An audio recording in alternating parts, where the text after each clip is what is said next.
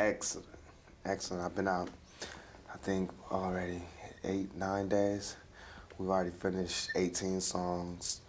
We're gonna do a double album, release it this Christmas, called Life Goes On.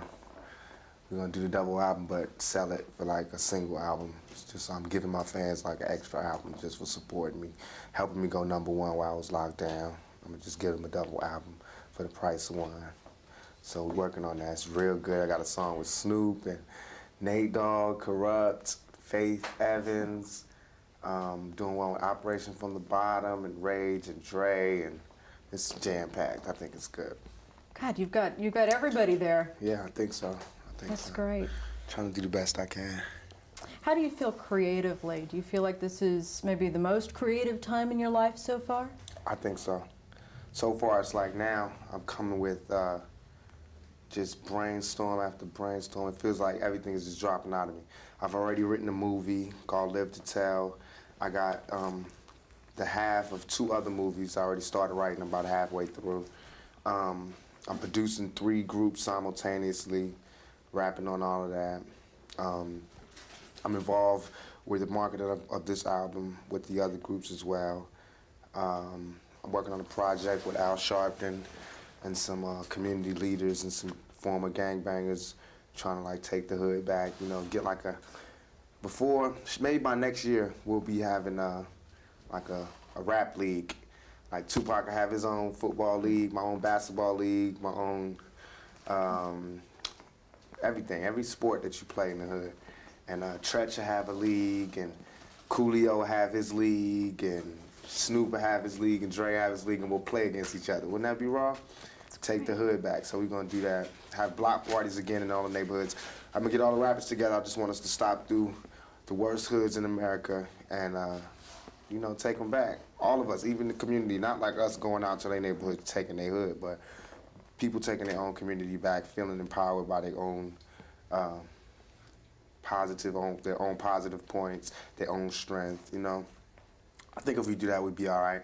Plus, at the same time, if we register all of those voters by November, they'll have to recognize us as being important and as being somebody that they need to impress come election time. So I want to help organize that as well as do all of this music and acting and things like that. God, you're a busy man. I try to be. Let's hit on some of those. I want to know more about each of the individual things you talked about. Now, as far as your music goes, are we going to see a different side? Has your music changed that much? It depends on who wants it to change. If has it changed as far as C. Dolores Tucker and Bob Dole? No, probably be worse. Has it changed in terms of people who like my music, fans of my music? I believe so. I believe that I've grown. I believe that when the last album was really sad and reflective and like almost talking about death in every song, this album is more celebratory of life, upbeat, energetic, fun, I think. But it's also harsher in terms of the language because I've been in jail for 11.5 months. I wasn't about to come out and censor the thoughts that were in my head. They were like building on top of each other. So I just went in there and released it as is. However, what I will do to show how responsible I am now, to show how mature I am now, is I will release a clean album with all of the songs I did. If I do a double album, I'll release a regular album with all clean songs for the kids. But besides that, this album is NC-17 all the way. Do you think that's a good compromise for, you know, for maybe the smaller kids that aren't real comfortable with that, yet it's not ruining your integrity? Right, right. What it is that we were never unreasonable rappers. We were just never asked. They just attacked us, you know. And if we would have saw them attacking all kind of violent things like Arnold Schwarzenegger movies and Sylvester Stallone, it'd have been a different thing. I would have said, oh, well, wait a minute, we should change. But they just attacked us. And the reason that they attacked us is because we have no voting power and because we don't give money to Dole's presidential campaign and we don't know how to court those politicians. So therefore, they turn their backs on us and they use us to get votes. Because right now, since there's no problem in Russia, there's no problem anywhere else, it's time to pick on the rappers because we are becoming, you know, a threat to the nation's security when we're not really. We are a part of this nation, but so I believe that given the chance, we will always be responsible. As soon as I figured out that the way that this is happening is because we write for adults. Adults play the music, adults like it, then little kids want to hear it, so they hear it, and they get to learning the words verbatim, not understanding what I'm saying in context of the song. They're just taking it as this is it. So if I say bitch, they're going just, you know, bitch, bitch, bitch, bitch, bitch, bitch, bitch, not knowing what I mean by bitch. They don't know how I make love to a woman. They don't know how I treat my mother. They don't know how I treat a woman. They only heard me say bitch in this one song and think that's how I treat all women when it's not true. So by having a clean album, I think we'll be able to do that. Also by explaining myself, talking, going to these schools, having a little league, doing the things that I want to do, I'll be able to talk more.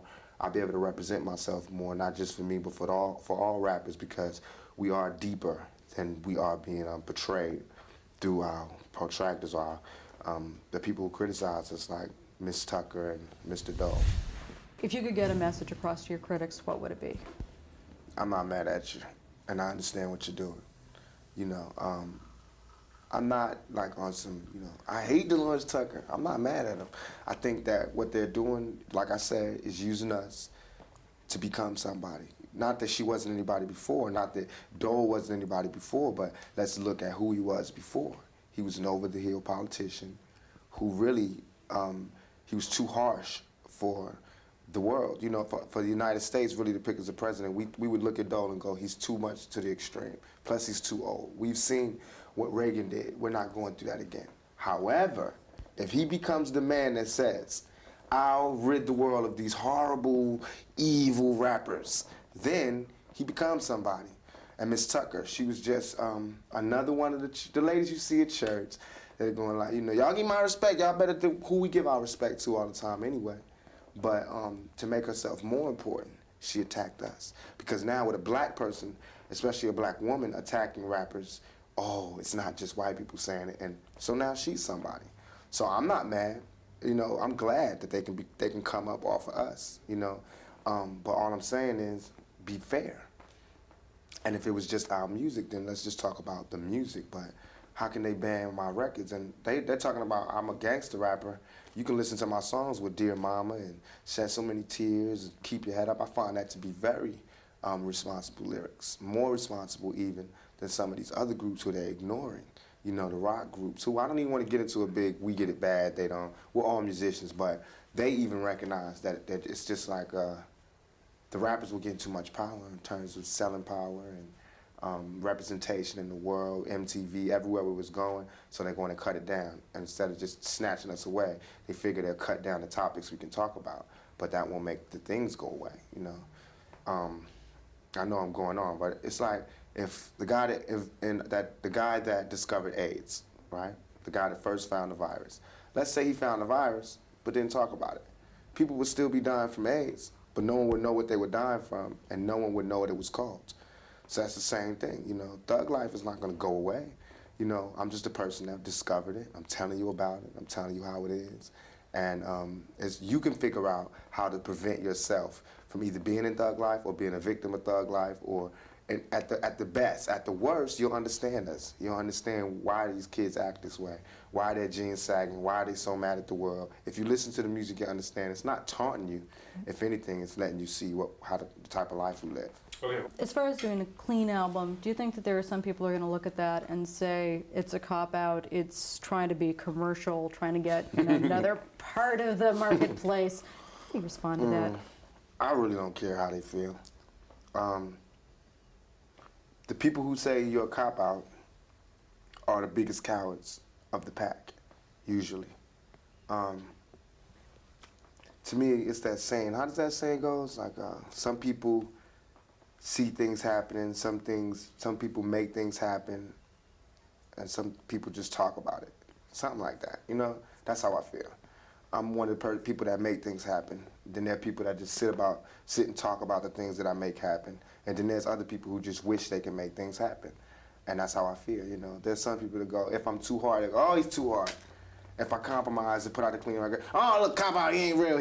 You know what I mean? If I say, lady, oh, look at him, he sprung, they got him all, they changed him all. If I say bitch, oh, he hates women, misogynist, blah, blah, blah, blah. So you can't please everybody, nor do I want to. I just be myself. That's it, you know, I'm satisfied. As long as I'm satisfied, as long as I can play the album to my mother. I can play any one of my albums to my mother and my hardest homeboy and my hardest gangbanger friend and still be proud of what I played. So I'm cool. You know how Hugh Hefner has a dream to be a playboy, and I have a dream to be a boss player, and that is just to play life to the fullest and get everything I want. You know, make a goal, accomplish it, make another one, accomplish it, and keep going higher and higher. And that's why I'm happy. I'm not mad. You know, I'm not mad at nobody. It's all good, whatever. You know, I learned my lesson. If we can just be even from here, I'm cool. And let's start part 2 of Tupac's life. I'm only 24. You know, the world has just begun. What am I going to say on my first interview? You know what I mean? That type of thing, honestly. Watching other people on TV going, I'm coming back stronger. You know, I'm going to reinforce my principles. I'm going to be more focused and deliberate about the things that I do. Also reading, like Maya Angelou helped me through, listening to Dionne Farris's album, Sarah McLachlan, every night listening to her album, she got me through it. The newest rap tapes, the video shows, comedians telling jokes about me and me wanting to get out there to make them sorry that they ever chose me to be their laughing board. Reading The Prince by Machiavelli and The Art of War by Sun Tzu, and what else did I read? I read a lot of good books. I mean, a lot of like crime novels, everything. I got into Dean Koontz in there. So that type of thing like helped me to just look at the world differently and just be like, oh, I want to write books now. I want to do movies. I want to write an autobiography. I like to just really shake the world more. I shook the world before with my anger, and now I want to shake the world with my ambition and with my love for my music and my acting and generally for my comrades. What was the hardest part? The hardest part was knowing that I had the #1 record in the country, all across the boards. I mean, pop, rap, everything, and I was in jail. You know what I mean?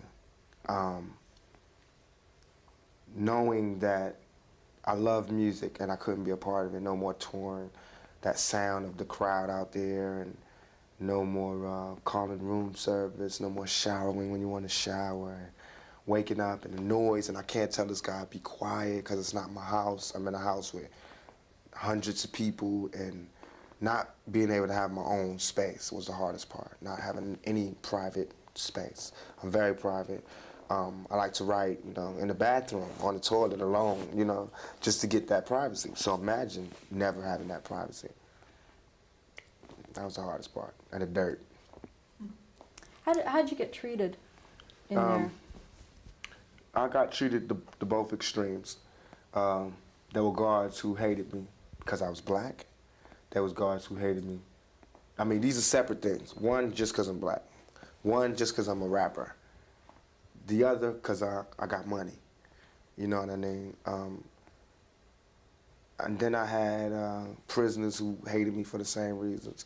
Then I had prisoners who loved me, as far as, you know, as much as love as they thought they was giving me, because of the things that I did and the way that I did it, and my music and the things that it said. I had that type of thing. I had people who were jealous because they knew I'd be back, and they could see the fire, you know. I had people who were as happy as me that I would be back. You know what I mean? And they took it upon themselves to guide me and to train me, to say things to me like, remember, man, when you get out there, you gotta do this, gotta do this. Every day guys would tell me, okay, Pac, why did you get in trouble? And make me tell them, because I did this, and I did this. And they go, now how are you not gonna do that again? And make me say, well, the next time I'll do this, I'll do this.